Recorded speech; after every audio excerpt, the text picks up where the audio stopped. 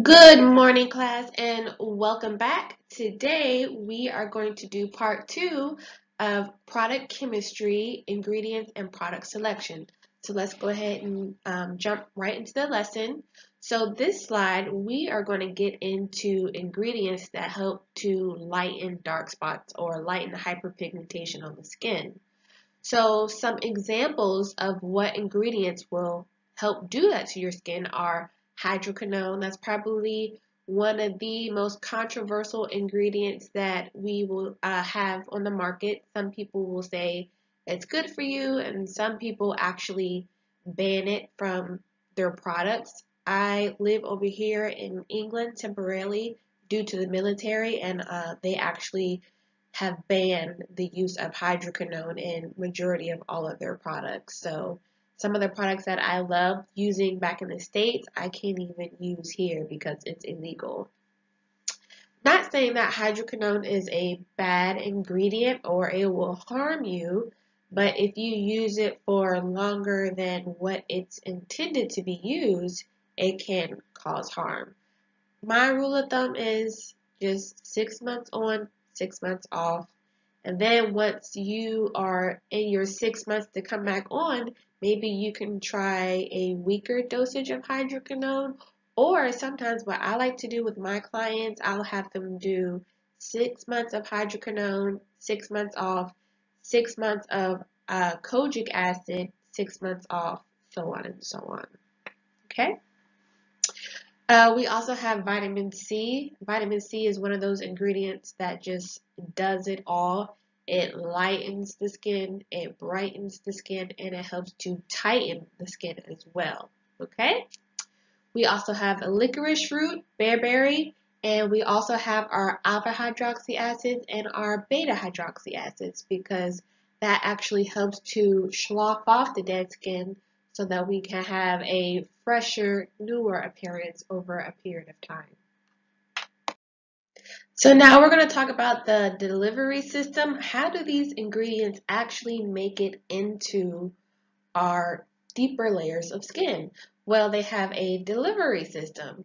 So we have a chemical delivery system. This delivers ingredients to specific tissues of the epidermis, and they are called liposomes and polymers. Okay? We also have vehicles, and these basically help carry the ingredients deeper into the skin. And some examples of a vehicle would be water and alcohol.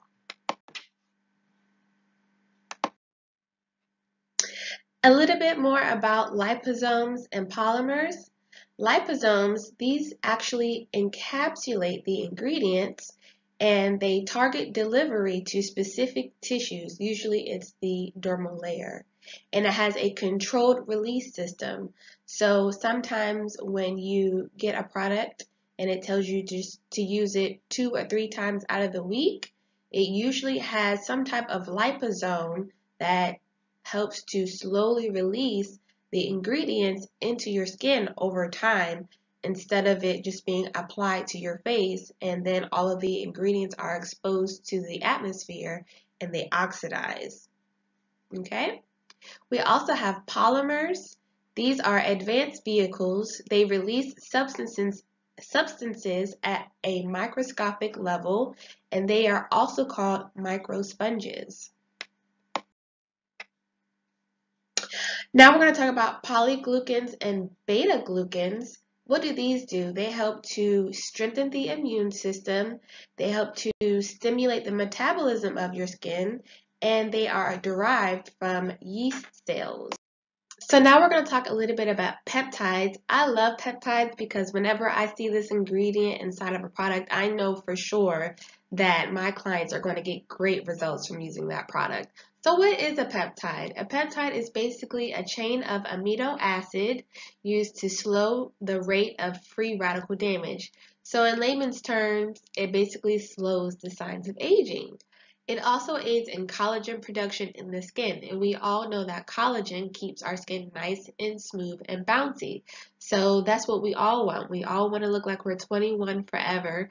So on the back of your bottles, I want you guys to check and see if you have any type of peptides. And the best way to know if you have a peptide in your product, at the end of the ingredient is probably going to say some type of peptide. An example of a peptide is palmitoyl penapeptide 3. So go ahead and look on the back of your product bottle and see if you have some peptides. Ooh, this is my favorite. Well, this is every esthetician's go-to. You should always have some type of retin A in your back bar because just like vitamin C, it does it all. Like it literally does it all. So what is retinol? It is a natural form of vitamin A. It stimulates cell repair and is used inside of serums, creams, and lotions. And it varies in concentration. High concentrations can actually irritate the skin. I usually tell my clients that it takes about 6 months for your skin to be truly acclimated to the use of vitamin A. But it really helps with fine lines and wrinkles, dark spots, uh, fine lines. It's just a great overall ingredient to use or to have in your back bar when you're doing your facial services. And retin A also helps with acne breakouts as well.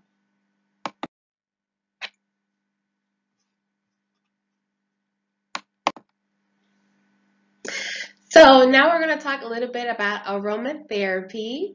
Everybody loves aromatherapy. What is life without the sense of smell, right? It brings back memories of grandma's cooking or a fair that we went to when we were kids or our favorite playground that had honeysuckle bushes right beside it. Everybody needs a little bit of aromatherapy in their lives. So let's talk about the different ingredients, well, the different types of aromatherapy that fall under soothing and stimulating.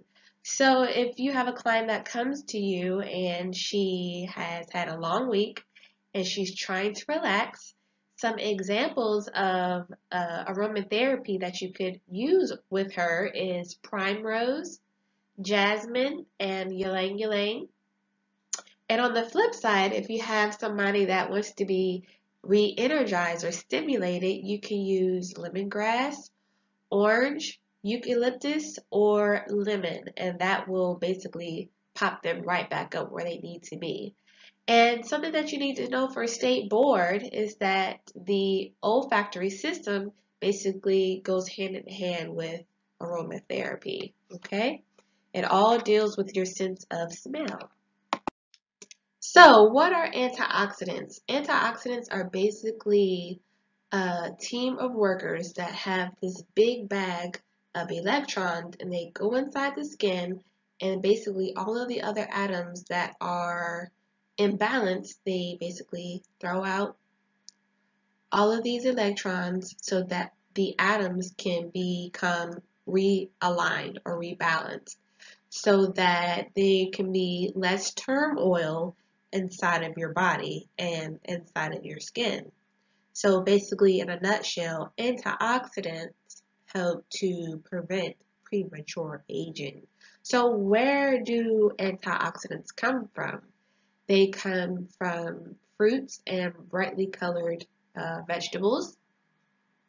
They can be applied to your skin topically, or you can take it as a peel. Vitamin C is also a great example of an antioxidant. Now, let's get into product selection and categories. So, as an esthetician, these are some of the things, if not more, that you're going to have on your back bar at all times. So, of course, the first thing that you're always going to have as an esthetician is your cleanser. Secondly is your toner or your astringent, your exfoliant, whether it's an enzymatic exfoliant, whether it's a chemical exfoliant or a mechanical exfoliant. You want something on your back bar that's going to help remove the buildup of your client's dead skin. You're also going to have a plethora of masks to choose from because Every facial that you do will never ever be the same, and every client that comes in to see you is always going to have a different issue. You're going to have your hydrators and your moisturizers, your serums and your ampules, and of course, you always want to have your sunscreen.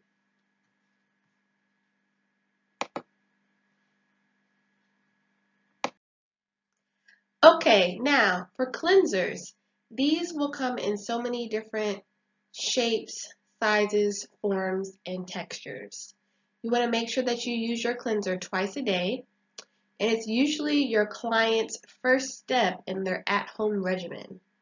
You want to make sure that you rinse your cleanser with basically room temperature to probably a little bit warm water.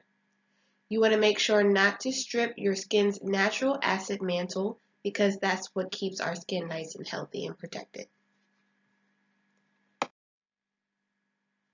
So, types of cleansers. We have firstly our gel cleanser, which looks like this. Give me 1 second, guys. So, a gel cleanser looks like that. Okay? And most of the time, when you use a gel cleanser, it will get foamy. There are some exceptions out there that I've seen that won't get foamy, but 9 times out of 10, your foamy cleansers, your gel cleansers will be foamy. Okay? They usually dissolve more oil on the skin, and it's recommended for who? That's right, people with oily skin and sometimes people with combination skin. It's great for people that have acne-prone skin, and you want to be careful when you're using a gel cleanser because just like the previous slide, we talked about stripping your skin too much and removing the acid mantle.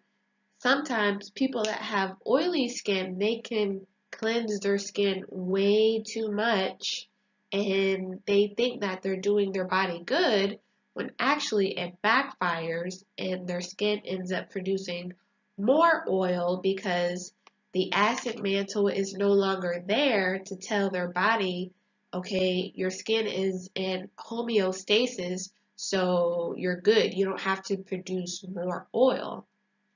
So you always want to be careful when you're working with somebody that has really oily skin and tell them, hey, you don't have to cleanse your skin 5 times out of a day. Just cleanse your face in the morning and cleanse your face at night and just, use a really nice moisturizer and you'll be just fine.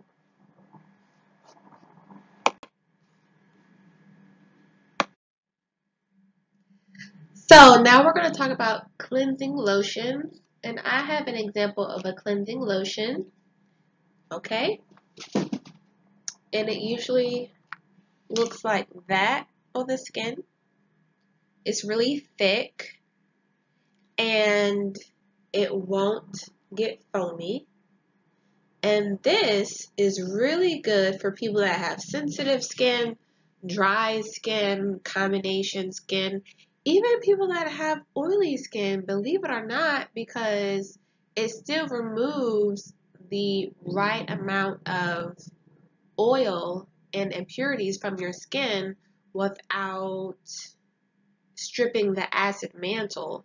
So me personally, through my experience, I have found that sometimes using a cleansing lotion or a cleansing cream is really nice for somebody that has normal skin, dry skin, sensitive skin. Just it's a great tool overall, and it won't backfire on you. Okay? So these are recommended for normal and combination skin.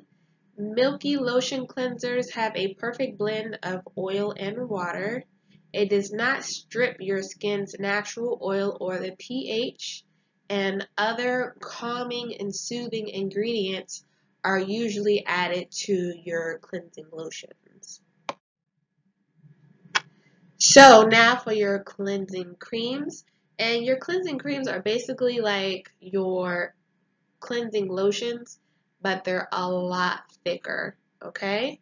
So this is a water and oil emulsion. So that means that there is actually more oil present in the product than there is water. It primarily dissolves makeup and dirt. It's suitable for very, very dry and mature skin types. It removes very well with a sponge or with a soft, warm cloth. It may be followed by a toner or another gentle cleanser, foamy cleanser, to remove the residue. Okay? So, toners and their benefits. Toners help to remove residue left behind by the cleansers or other products that you've used during the service or at home use. Fresheners help to restore the skin's natural pH and help to hydrate the skin. And astringents, on the other hand, these have a temporary tightening effect on the skin, and you want to remember that your astringents have a little bit more alcohol in it rather than your toners. What is exfoliation? So before we get into the different types of exfoliants, we need to understand what it is, okay? So exfoliation is the peeling or the sloughing of the stratum corneum by the use of either an alpha hydroxy acid, a beta hydroxy acid, a gentle scrub, or a peeling agent. There's so many different options that you have to remove the buildup of dead skin. So, exfoliants. Like discussed before on the previous slide, it helps to remove dead skin. It makes skin texture smoother and softer to the touch. It also allows your product to penetrate, and I just want to stop right there briefly because I've had some clients in the past that will come to me and say, Shayla, I bought this really expensive moisturizer and they said that it's supposed to do this, that, and the third for my skin. I apply it every day, I apply it every night, and I haven't noticed a difference. And usually I follow up with, are you exfoliating? Because if you're not removing that dead layer of skin, or if you're not removing that buildup of dead skin from your face or from your hands or from the soles of your feet, then when you apply the moisturizer, it's basically just sitting on top of dead skin and it can't penetrate. So once they add exfoliation to their regimen, then and only then they start to experience the benefits from their expensive moisturizer. Okay, so exfoliation also helps make extractions a lot easier for us, so we don't have to work so hard. It helps to increase cell turnover rate. It improves the skin's ability to retain moisture and lipids, and it helps with acne breakouts. So we have three different types of exfoliation. We have mechanical, we have chemical, and we have enzymatic. So your mechanical exfoliation, I have an example right here.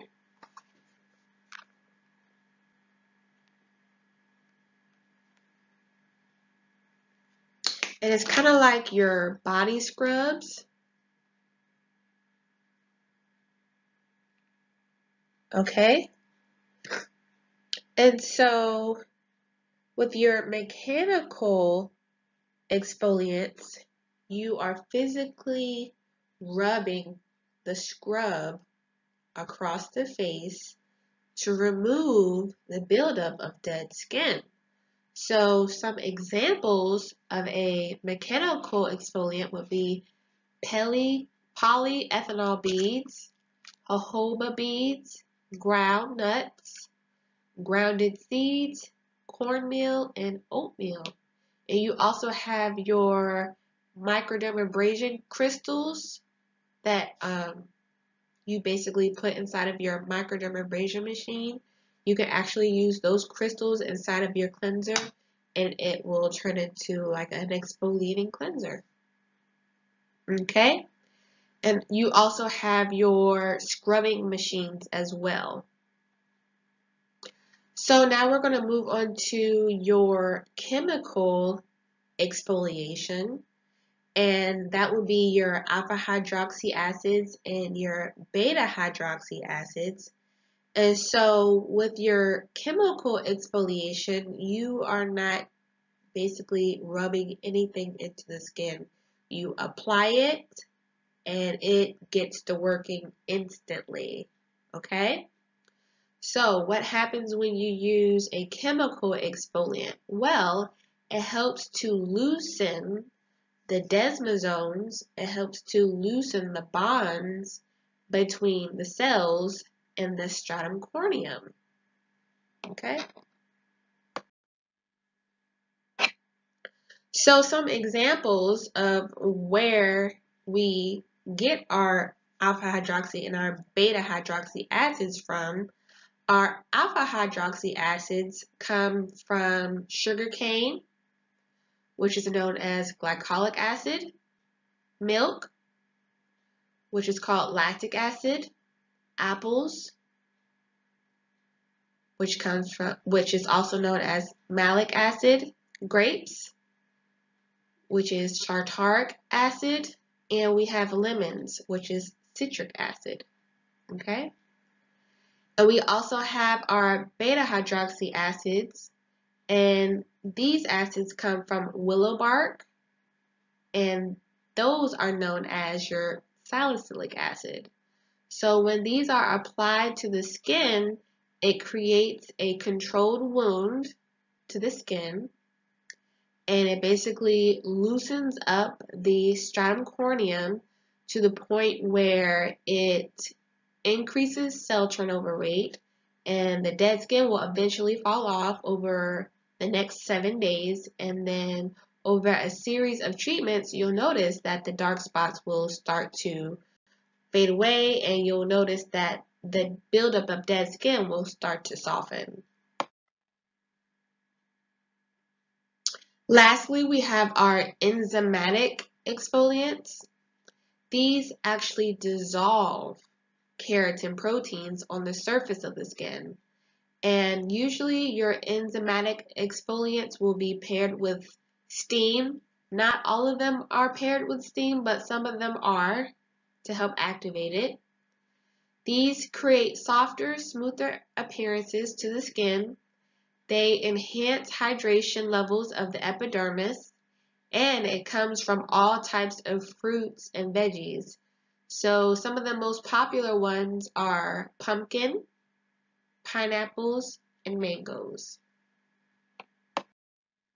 So a little bit about masks. As an esthetician, you're always going to get that question, what do masks do? And you have to stop yourself and think about, well, what is my client's concern? Is it dehydration? Is it sensitivity? Is it oiliness? Is it acne? Is it premature aging? Is it redness? Is it fine lines and wrinkles? Because there's literally a mask for any and every skin condition that there is out there on the market. So I like to tell my clients, I have a mask for just about anything that concerns you. So if you're coming in today and you're concerned about acne, I'm going to use most likely a salicylic clay mask. Or if you have really sensitive skin and you've been out in the sun too long, I'm going to use an aloe vera mask, an aloe vera gel mask.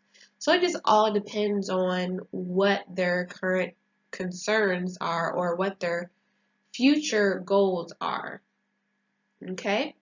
So, what are some of the benefits of using a mask? They can help tighten and tone, draw out impurities, clean up blemishes, hydrate, nourish, calm, soothe, rejuvenate, and it helps to brighten the complexion of the skin. So they do a lot.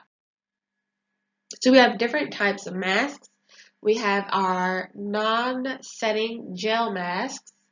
These remain soft throughout the whole entire sitting. They are highly beneficial for skin that is sensitive, cuperose, aging, or dry, and they often contain oil, emollients, and humectants.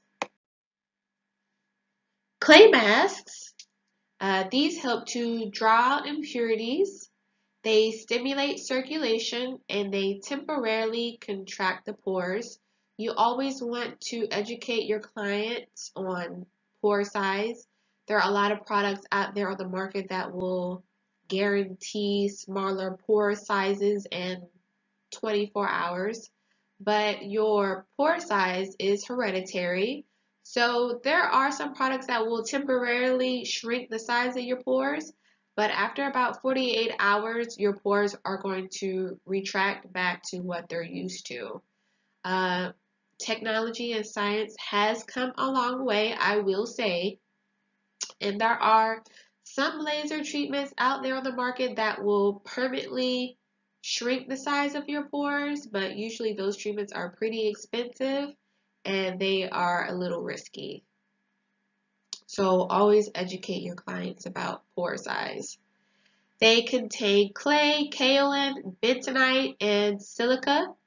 Stronger clay mask used for oily and combination skin. Sulfur has a healing and an antiseptic property to it.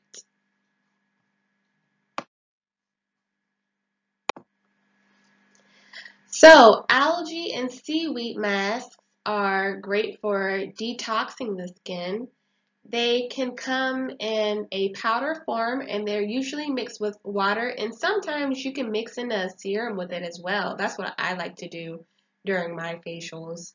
A treatment cream and a serum is applied underneath the mask so that when you apply the algae mask on top of it, it can basically force feed the skin. Okay? So it forms a seal on top of your client's face and it actually encourages absorption of the serum or the treatment cream underneath.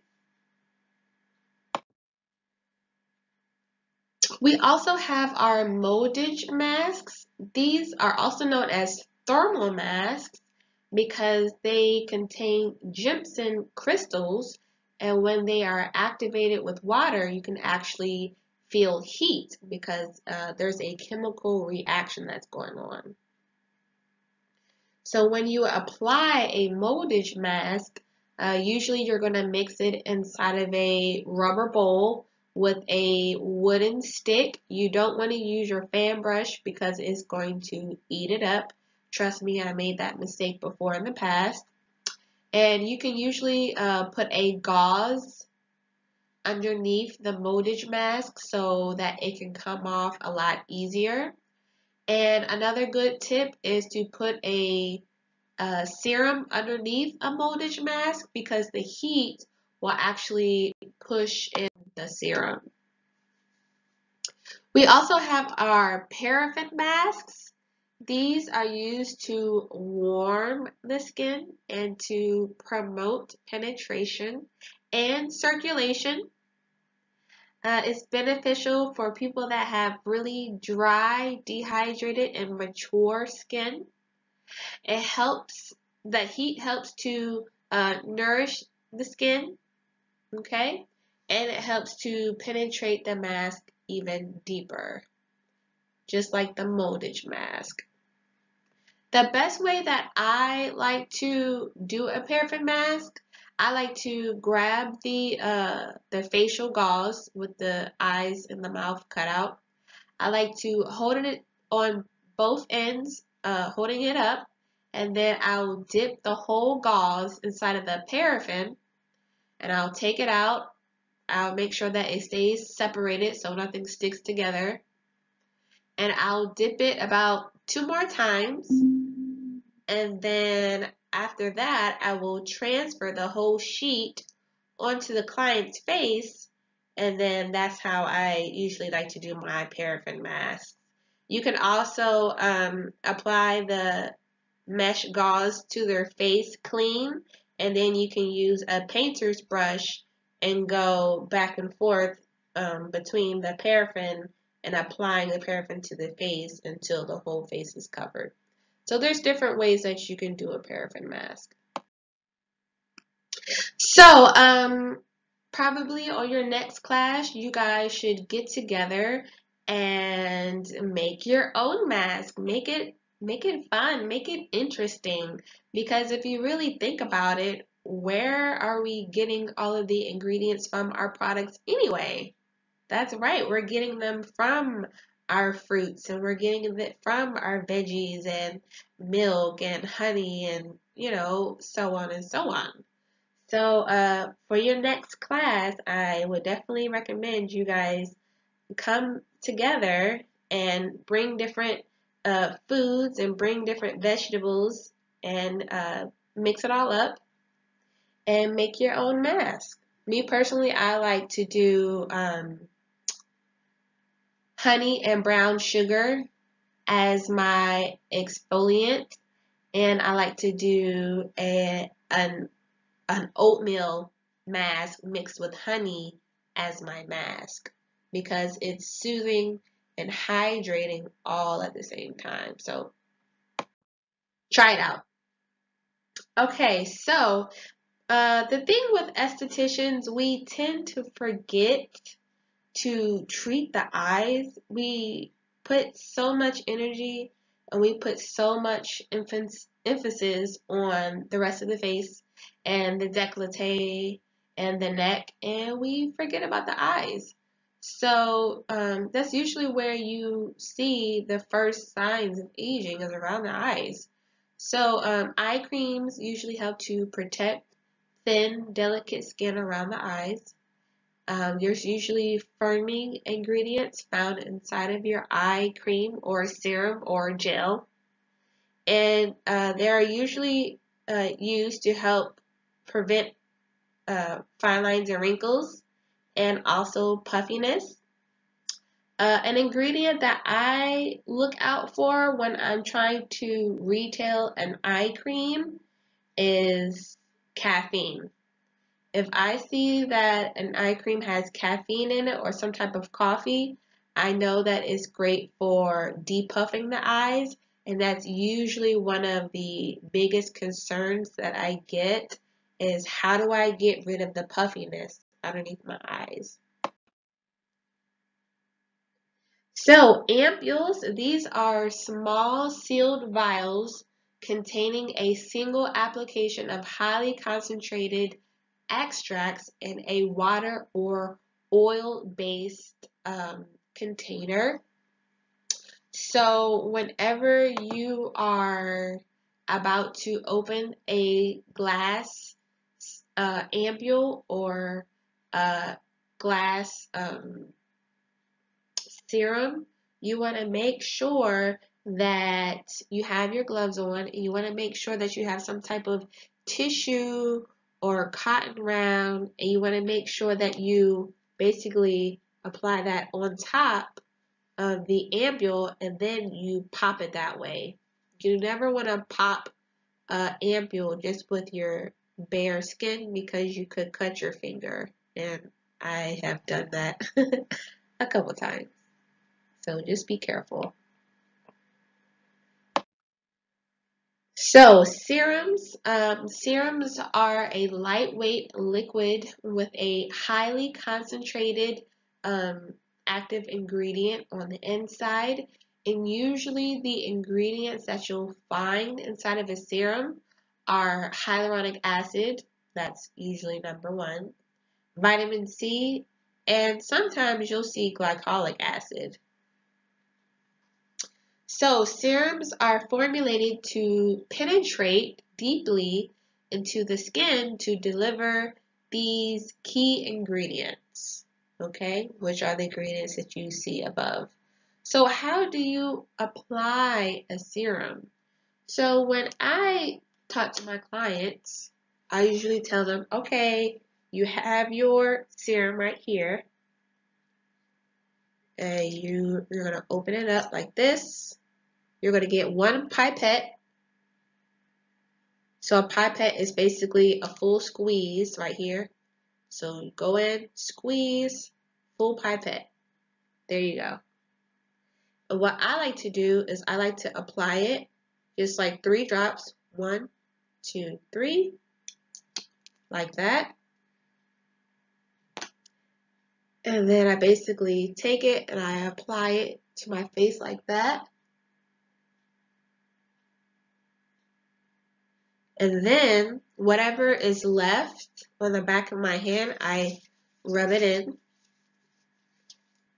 And then I apply my serum like that.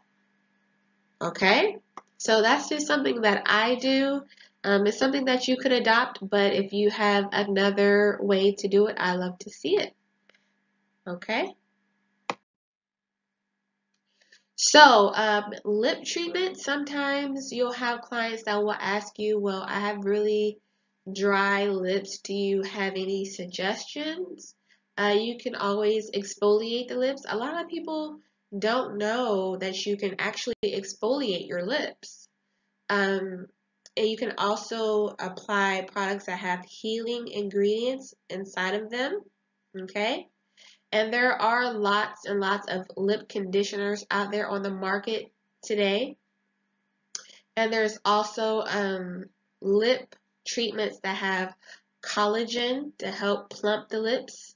They're usually labeled as lip plumpers. And sometimes it has a little bit of cinnamon in it, so you can feel the stimulation of the blood. And once you get that rush of blood, it usually gives you like a rosy peach appearance, and you get just the slightest bit of like a filler effect, but it doesn't last for too long. Okay? And sometimes when I have a client on the table and she doesn't know how to relax and she talks the whole time, I like to take the same mask that I'm applying to the face and I'll just apply it across her lips and I'll say, oh, well, this is a lip treatment, so just try not to talk while this mask is sitting. And then they'll be like, oh, okay. And then I'll have 2 minutes of silence. Okay, so moisturizers and hydrators. Why do we need moisturizers and hydrators? To hydrate the skin, of course. So, what are the benefits? It helps to protect from the external elements in the world. It nourishes through active ingredients. It helps to balance oil and water, and it helps to treat various skin conditions. So a little bit about our treatment creams. They're quite similar to our hydrators, yet they are meant to be used while you sleep, and they are really heavy and dense in consistency. Okay? The amount of emollient depends on the skin type that your client has. Treatment creams for oily skin have little or no emollient inside of it.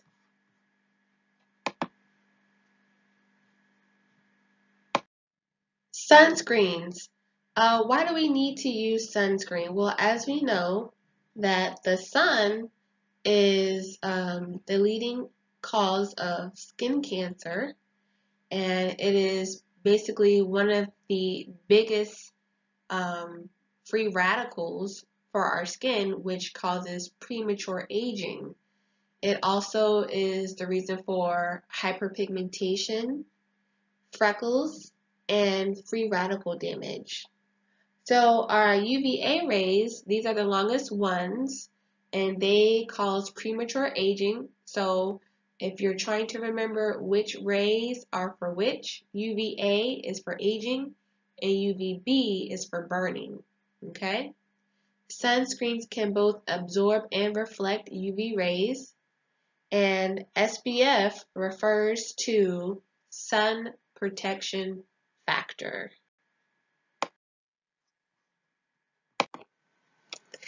So what is found inside of our sunscreen? So we have two components. We have our organic compounds and we have our physical compounds.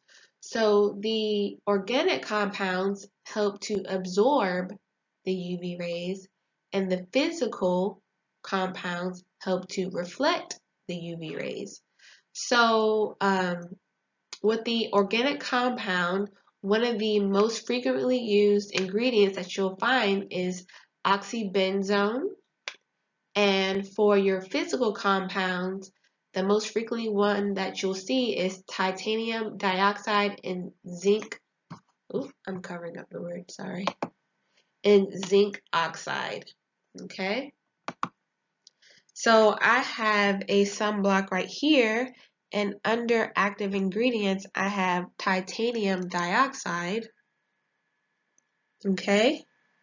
So that lets me know that this is a physical sunblock, and it's going to help reflect the UV rays. And I know a lot of people that have a Fitzpatrick 4, 5, 6, they don't like to wear sunblock because it makes them look ashy because of the titanium. But, you know, in today's day and age, everybody, no matter what your Fitzpatrick is, you need some type of sun protection because those UV rays, they don't discriminate. Okay? So, as you can see, if I just keep on rubbing, it'll blend in just fine. And you can always apply your makeup on top of it. So it's not too bad. And you can barely see it. Okay? So remember, for my friends that have a Fitzpatrick 4, 5, 6, be sure to always wear your sunblock. So that completes our chapter that talks about chemistry, ingredients, and product selection. Thank you all for watching. If you have any questions or concerns about this chapter, please feel free to comment below, and I will see you in our next chapter. Bye!